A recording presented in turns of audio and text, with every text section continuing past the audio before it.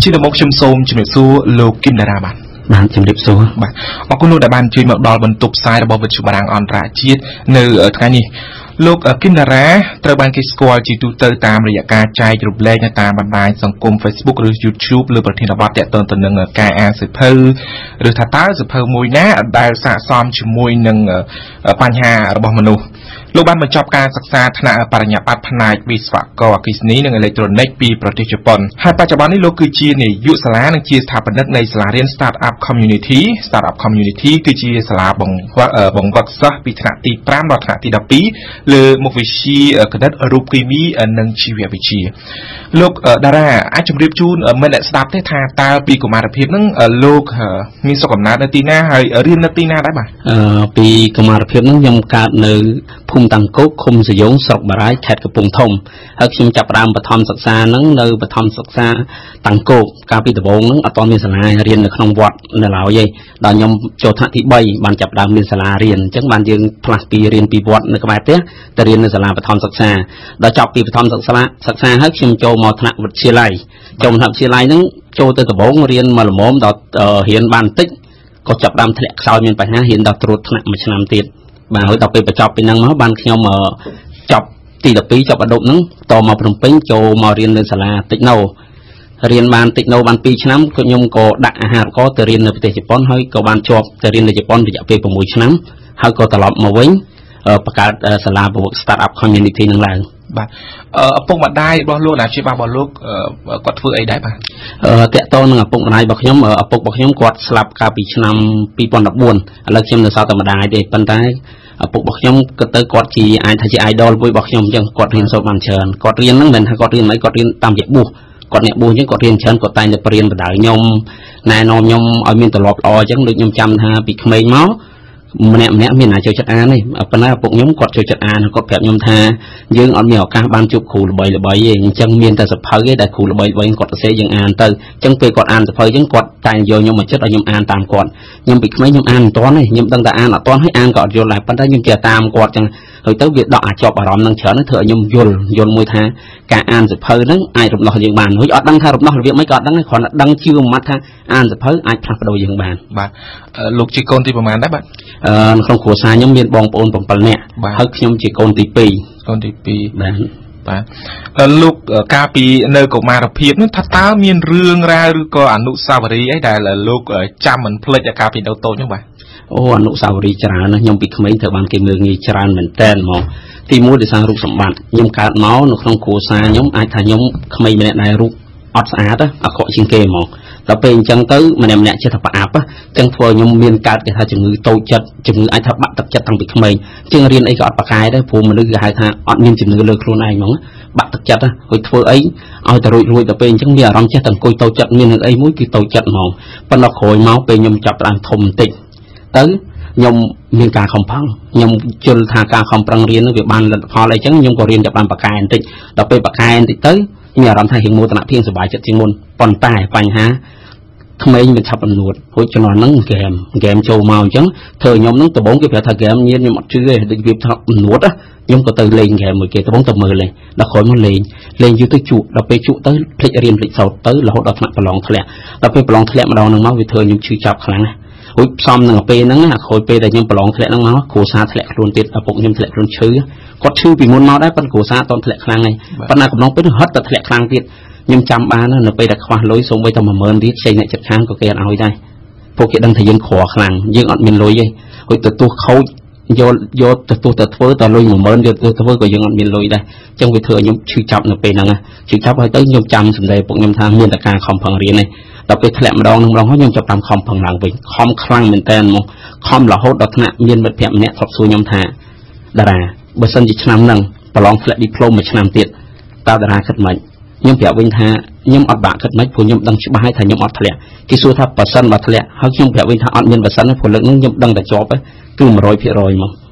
ធ្លាក់ឌីប្លូមហ្នឹងហើយប៉ុន្តែបានទទួលក្រោយមកបានខ្លាយទៅទទួលបានអាហារូបករណ៍ទៅរៀននៅជប៉ុនអាចចែករំលែកបទពិសោធន៍ឡើងហ្នឹងតិចបានទេបាទនិយាយទៅធ្លាក់ហ្នឹងដោយសារ nhưng cho nó nhầm lên kèm thì mỗi tí phí nhầm sạp cục mật phẹt nhóm phía chân sơ tần này ọt riêng đặc biệt chân thôi khu ba nhóm ở đây cực riêng này đó khối máu nhầm thẹn mà làm nhầm chọc đam cực làng một với nhá ở bụng nhóm cọt ban xù nhầm mà thà ở đây là trong thể cái đai bữa sân thì trong chụp riêng cọt chạy cái xe ở mũi hay nâng ảo thì đập cho bạch pet đó tình nhiệt trai và tha bờ ọt riêng tới hải nhập cho thơ ấy tên trong mẹ đa tình nhiệt trai hơi nhầm mũi tiết riêng mà làm tiệt tận tay riêng mà làm thử không phẳng nâng cọt ở nhầm mà chùm rồi chẳng đọc khối máu nhầm cực làng với nhầm tha chỉ vật nhóm bữa sân nhầm đa tình nhiệt trái nhom mà tôm đăng mấy phụ nhom khơi pu đã có tình nhiệt trai nâng mà tới là na cốt nơi tập ban đăng đại chân ở viện miền ấy chân nhom ở bang khơi bị phục lâu hàng khẻ chân nhom số sầm lại kết tha thời tập không đi làng quanh tu bây giờ na sau nhà na tham mấy có tha tới hưởng mặc cái hơi nhom phải chập làm đi làng quanh hơi làng quanh lượng năng nhom thua cả phạt đầu nhom cười cái làng quanh tha ta nhom soi sai kỳ tì muối để sang kèm tì pí để sang rừng phiệt cho nó nâng rừng phiệt từ tu của nhom mưa kháng này mưa ở đại sâu chật ọt tờ riên tầm mấy bàn mưa rừng tì bay mật phẹt bao nhóm sạch nè còn dùng nè bộ đào lên mơ kia ròm ba thùng bài chẳng chấn nhưng chùm rút bay đang chào nhưng bạch kháng cả năng game cứ nhưng bạch cha chặt mong thang ngọc cọt tới đấy việt nam bộ mấy cọt tới đấy phụ mạng mà đồ ra cọt tới bạch nhà chặt mong hồi tí pí tổ hòm thùng ba năng tu mấy cọt tới đấy ao lôi man mà chun mấy tư việt nam bao từ nhà mấy khe cọt tới bạch nhà chặt thì bấy cứ nhưng thời tập không riêng nó là việc mạnh nhưng chăm thay nhưng stand lên cái bộ bị sơ đặt soi ở trên xó bây nhưng tờ riêng tiếng cụ đạn làm hạn đạn sừng nguội mà thua người tiền chẳng mà đọc tiếc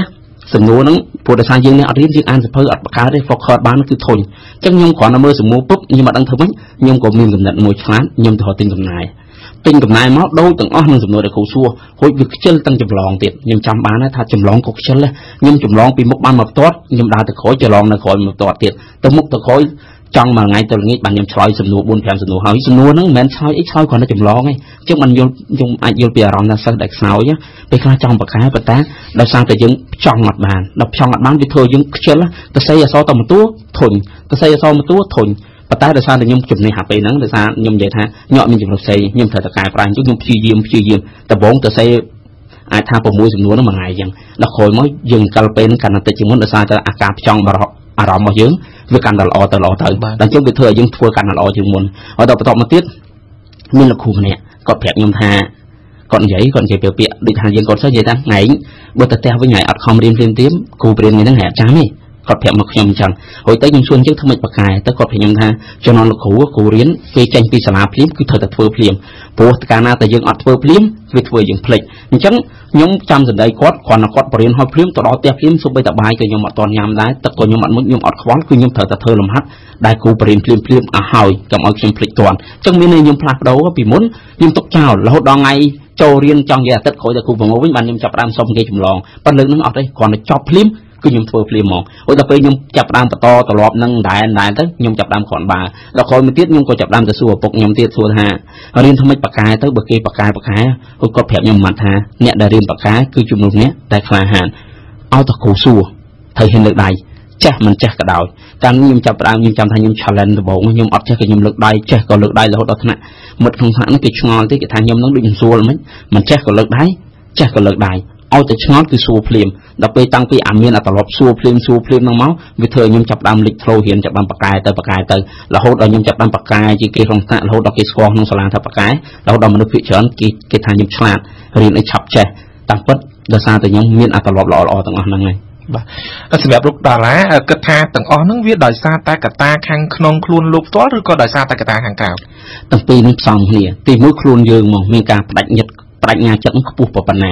ยังมุกทายังมีการประดับงาจัดมันคือคลังโดยซาตากาชื่อจับโดยตีมือดิฉันใหญ่จังคลุนยืงกรอบางยังกรอยังตะเกียบหอบอันที่เก็บจองหอบอันพองเก็บเอาไหนยังชื่อจับตีปีอปุกยังชื่อเตี้ยกระทั่งไงคอยเปิงกอดไม่บอกกอดชื่อนั่งกอดก็เติร์ดหุ่ยได้จังนะหุ่ยตีใบกระตาโกซาจังไงปุกมาได้บอกย้อมเอาแต่เรียนนะกอดเอาได้เผื่อเธอไอ้อันใหญ่ตั้งอันนั้นก็เจริญมวยบอกย้อมได้อะไรนั่นก็เธอยังประกายได้แต่สามปีครั้งยังเชื่อเธอกลางนี่ไอเฉินจังเต้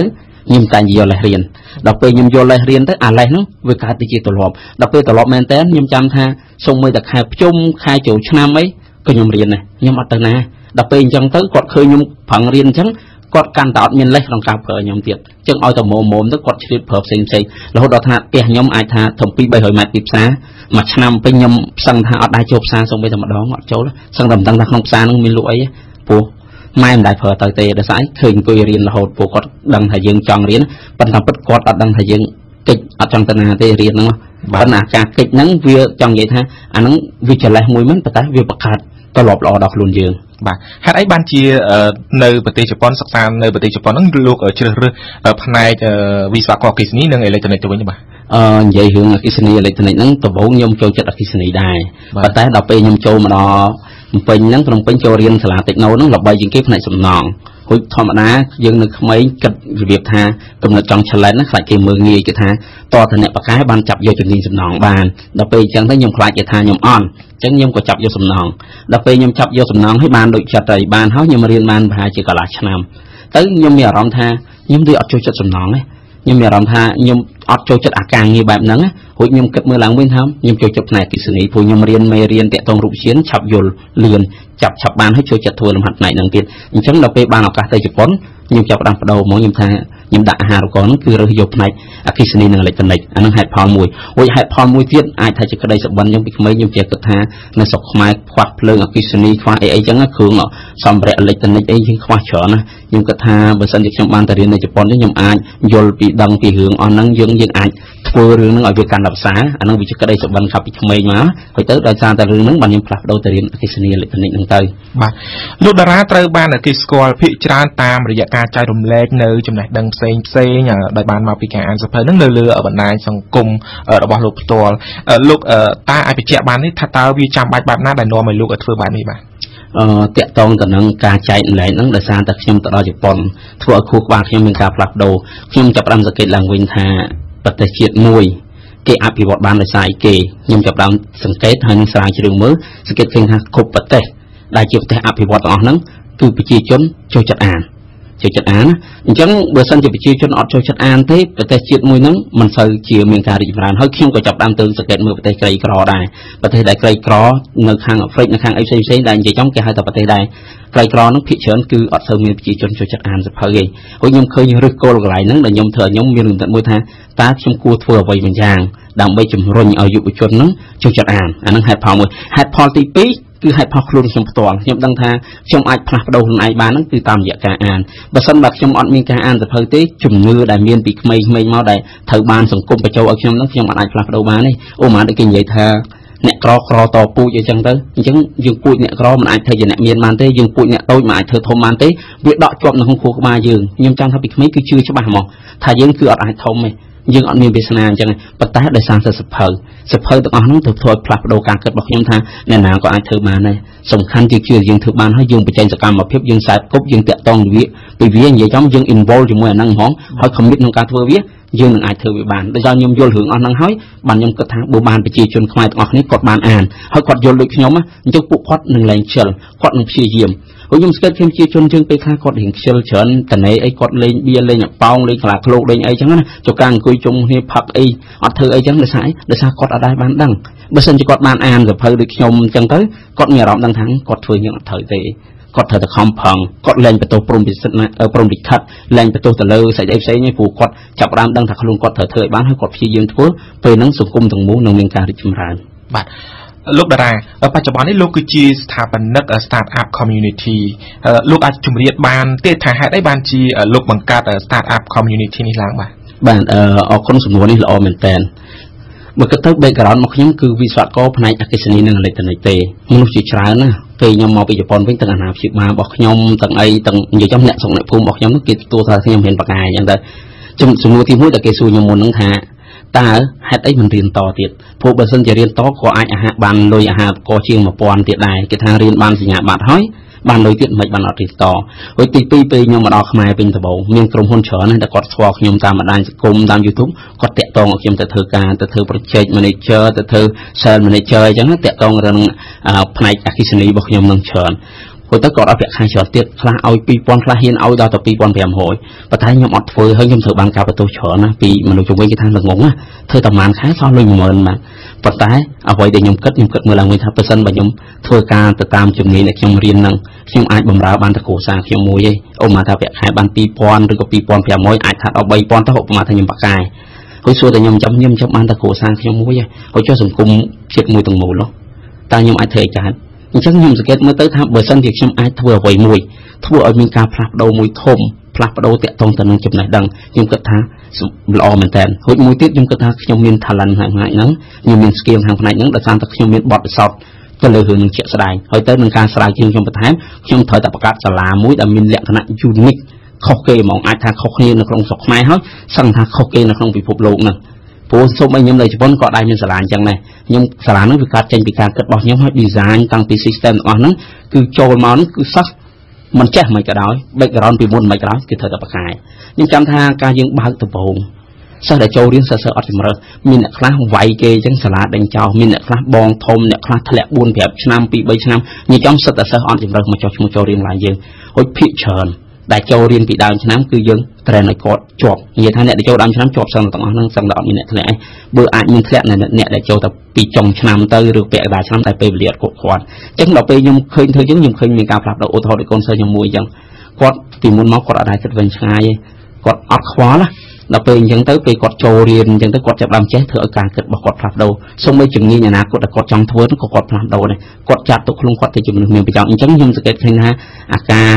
ជួយក្នុងវិស័យអប់រំហ្នឹងគឺមានការផ្លាស់ប្ដូរច្រើននៅក្នុងសង្គមបាទអរគុណលោកដោយសារតែចិត្តអស់ពេលហើយខ្ញុំសល់សំណួរចុងក្រោយមួយទៀតថាតើដើម្បីបានជោគជ័យអ្វីមួយហ្នឹងតើអ្វីជាអនុសាសន៍របស់លោកសម្រាប់យុវជនសម័យនេះបាទ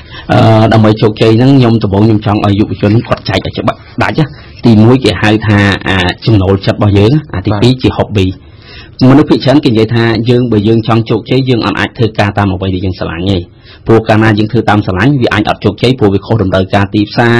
វាអាចអត់ប្រយោជន៍ដូចឧទាហរណ៍អ្នកខ្លះថាខ្ញុំចូលចិត្តលេងហ្គេមខ្ញុំចូលចិត្តមើលរឿងមើលអីចឹងទៅអញ្ចឹងឲ្យខ្ញុំទៅធ្វើអញ្ចឹងខ្ញុំជោគជ័យមិនកើតអញ្ចឹងខ្ញុំចង់ឲ្យយុវជនចែកដាច់អ្វីដែលគាត់និយាយថាចូលចិត្តលេងហ្គេមចូលចិត្តដើរលេងចូលចិត្តរឿងអត់ប្រយោជន៍អាហ្នឹងគេមិនហៅថាជាចំណូលចិត្តទេវាជា hobby មានន័យថាជាចំណូលចិត្តខ្លីៗព្រោះបើជាក់ស្ដែងគាត់ថាអ្នកនឹងចូលចិត្តលេងហ្គេមសាក់ឲ្យអ្នកនឹងលេងមួយខែទល់មួយខែចប់រហូតលេងកើតអត់លេងអត់កើតទេព្រោះវាមិនមែនជាអ្វីដែលយើងចូលចិត្តពិតប្រាកដអញ្ចឹងអ្វីដែលយើងចូលចិត្តប្រាកដគឺយើងអាចធ្វើវាពេញមួយជីវិតយើងបានដែលអត់ធុញទ្រាន់ទេអញ្ចឹងបើសិនជាគាត់រកឃើញអាហ្នឹងហើយគាត់ធ្វើអាហ្នឹងធ្វើឲ្យអស់ពីចិត្តអញ្ចឹងពេលហ្នឹងគាត់នឹងខ្លាចជាអ្នកជំនាញខាងផ្នែកហ្នឹងគាត់ខ្លាចជាអ្នកជំនាញក្នុងផ្នែកហ្នឹងគាត់នឹងខ្លាចជាមនុស្សដែលជោគជ័យក្នុងផ្នែកហ្នឹងរួចអ្នកខ្លះទៀតគាត់និយាយថាខ្វល់រឿងទីផ្សារខាងខ្លាចអត់មានទីផ្សារខ្ញុំសួរទៅវិញថានៅស្រុកខ្មែររាល់ថ្ងៃនេះបច្ចុប្បន្នស្រុកខ្មែរយើងថាតើជំនាញណាមួយដែលអត់ទីផ្សារ